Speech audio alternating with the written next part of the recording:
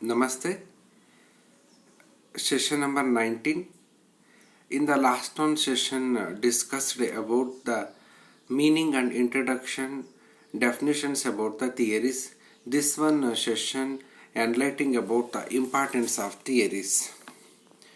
Okay. Theories are very essential for the research methodology. First one, theory explains the phenomena.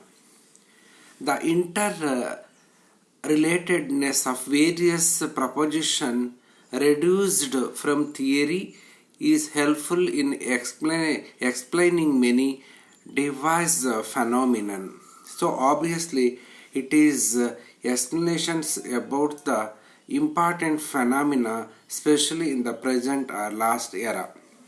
Okay, ಸಿದ್ಧಾಂತಗಳು ವಿದ್ಯಮಾನಗಳ ವಿಶ್ಲೇಷಣೆಯಾಗಿದೆ ಅಂತ ಹೇಳ್ತೀವಿ. ಸಮಾಜದ ಸ್ಥಿತಿಗತಿಗಳನ್ನು ವಿವರಿಸುವಲ್ಲಿ, ವ್ಯವಸ್ಥಿತವಾಗಿ ವಿವರಿಸುವಲ್ಲಿ ಮತ್ತು ಕಾರಣ ಪರಿಣಾಮಗಳನ್ನು ತಿಳಿಸುವಲ್ಲಿ ಸಹಾಯಕವಾಗಿದೆ. Second one, theory predicts facts. It is help about the predicts facts. Specially ability of science lies in ability in predicting the occurrences of physical phenomena and facts. So obviously it is says predicts facts. ತತ್ವವು ಸತ್ಯ ಸಂಗತಿಗಳ ಕುರಿತು ಭವಿಷ್ಯವನ್ನು ಸೂಚಿಸುತ್ತೆ. ಉದಾಹರಣೆಗೆ, ಪಾಶ್ಚಾತ್ಯ ಸಂಸ್ಕೃತಿಯು ನಮ್ಮ ಸಮಾಜದ ಬದಲಾವಣೆಗೆ ಕಾರಣ. ಅದು ಎನ್ ಶ್ರೀನಿವಾಸರವರ ಅಭಿಪ್ರಾಯ. ಪಾಶ್ಚಾತ್ಯೀಕರಣದ ಪ್ರಕಾರ ಇದೇ ರೀತಿ ಮುಂದುವರಿದರೆ ಸಮಾಜವು ಇನ್ನೂ ಬದಲಾಗುತ್ತಾ ಪಾಶ್ಚಾತ್ಯ ತಾಂತ್ರಿಕತೆಯನ್ನು ಬಳಸಿದ ಕಡೆಗಳಲ್ಲಿ ಮರಣದರ ಮತ್ತು ಜನನದರ ಸಾಮಾನ್ಯ ಮಟ್ಟದ ಇಳಿಕೆಯನ್ನು ಕಾಣಬಹುದು. ಇದು ಸಿದ್ಧಾಂತಗಳ ಒಂದು ಭವಿಷ್ಯ ಸೂಚಕ. ಹಾಗಾಗಿ ಸಿದ್ಧಾಂತಗಳು ಭವಿಷ್ಯವನ್ನು ನುಡಿಲಿಕ್ಕೆ ಸಾಧ್ಯ ಆಗುತ್ತೆ. Third one, theory explores solutions to the problems. Okay, it is highly enlightening about the theory to explain the specific behavior they were studying. Durkheim, for example, studied the problem of suicide to develop and contain the important causes and effects of that one problem. Obviously, it is studying or enlightened about the problems of the society. Okay, ಸಿದ್ಧಾಂತಗಳು ಸಮಸ್ಯೆಗಳಿಗೆ ಪರಿಹಾರ ಅಂತ ಹೇಳ್ತೀವಿ. ಯಾವುದಾದ್ರೂ ಒಂದು ವಿಷಯಗಳನ್ನು ಆಧರಿಸಿ ಸಿದ್ಧಾಂತಗಳು ಹೊರಹೊಮ್ಮಿದಾಗ ಆ ಸಮಸ್ಯೆಗೆ ಕಾರಣ ಪರಿಣಾಮಗಳೇನು ಅಂತ ತಿಳಿಸ್ಕೊಡುತ್ತೆ. ಉದಾಹರಣೆಗೆ, ಮಾಲ್ಥಸ್ರವರ ಜನಸಂಖ್ಯೆ ಸಿದ್ಧಾಂತವು ಸಮಾಜದಲ್ಲಿ ಅತಿ ಜನಸಂಖ್ಯೆಯಿಂದಾಗುವ ಒಂದು ಪರಿಣಾಮಗಳ ಬಗ್ಗೆ ತಿಳಿಸಿದ್ದಾರೆ ಮಾಲ್ಥಸ್ರವರು. ಡರ್ಕಿಮ್ ರವರು ಆತ್ಮಹತ್ಯೆ ಒಂದು ಸಮಾಜ ಮನ್ನಿತವಲ್ಲದ, ಎಂದಿಗೂ ಸಮಾಜ ಮನ್ನಿಸಲಾಗದ ಒಂದು ಸಮಸ್ಯೆ ಅಂತ ತಿಳಿಸಿದ್ದಾರೆ. Fourth one, theories help about the generates a hypothesis.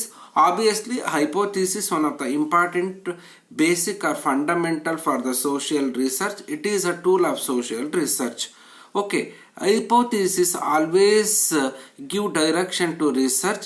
Hence, the task of researcher is to greater or formulating hypothesis before he starts empirical research. Based on theories, he formulates many hypotheses. So any kind of important theories help about the researcher hypothesis before the research work. So it is one of the important role of the theories. ಪ್ರಾಕಲ್ಪನೆಯನ್ನು ಸೃಷ್ಟಿ ಮಾಡಲಿಕ್ಕೆ ಸಾಧ್ಯ ಆಗಿದೆ ಸಿದ್ಧಾಂತಗಳು.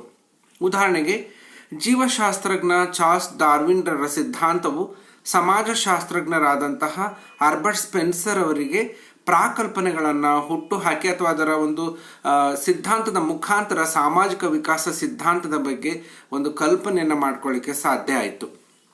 Next one, theories point out gaps in our understanding and knowledge.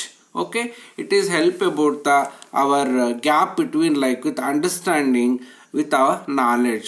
Theory also help about with our how can we are all knowledge about that one situation, and also which are the gap and which are the major weakness between with the noun that one factor. So obviously it is help about the gap between our understanding knowledge.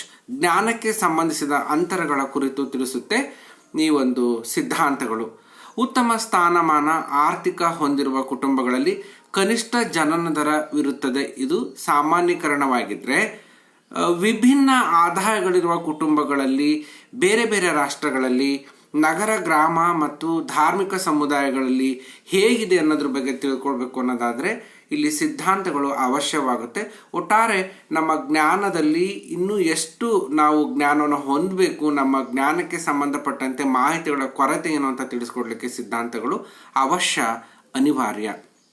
Next one, theories provide direction or orientation to research work.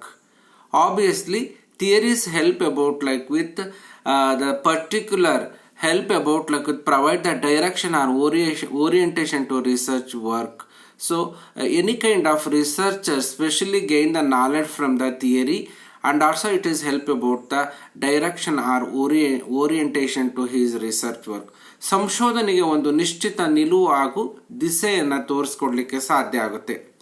ತತ್ವ ನಿರೂಪಣೆ ಕೆಲವೊಂದು ಬಗೆಯ ಸತ್ಯ ಸಂಗತಿಗಳನ್ನು ಮಾತ್ರ ಬಳಸಬೇಕೆಂಬ ಸಂಶೋಧನೆಯ ಒಂದು ಪ್ರಮುಖ ಉದ್ದೇಶವಾಗಿದ್ದರೆ, ಸಮಾಜಶಾಸ್ತ್ರಜ್ಞರಾದಂಥ August Comte, Albert Spencer, Tony Simmel, ಜಾಸ್ ಸಿಮ್ಮೆಲ್, ಡರ್ಕಿಮ್, ವೆಬರ್ ಅಂತಹ ಪ್ರಮುಖ ಸಿದ್ಧಾಂತಗಳು ಸಾಮಾಜಿಕ ಸಂಶೋಧನೆಯನ್ನು ಆಧರಿಸಿ ಒಂದು ಸಂಶೋಧನೆಗೆ ತತ್ವ ನಿರ್ದೇಶನ ನೀಡುವಂತಹ ತತ್ವ ನಿರೂಪಕ ಒಂದು ಪ್ರಮುಖ ಪಾತ್ರವನ್ನು ವಹಿಸುತ್ತೆ ಸಿದ್ಧಾಂತಗಳು.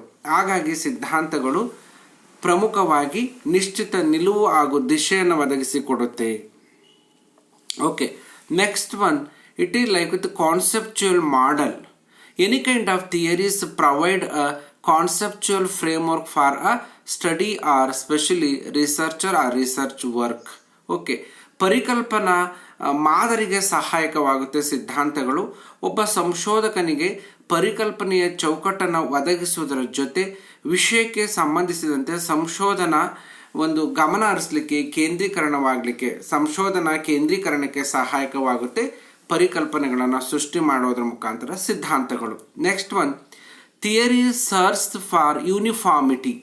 It is help about the uniformity especially lies somewhere behind our immediate observation. Okay, it is help about the research immediate observation. ಸಿದ್ಧಾಂತಗಳು ಏಕರೂಪತೆಯನ್ನು ಹುಡುಕುತ್ತವೆ. Okay, the uniformities observed in the past will hold for the present and future as well.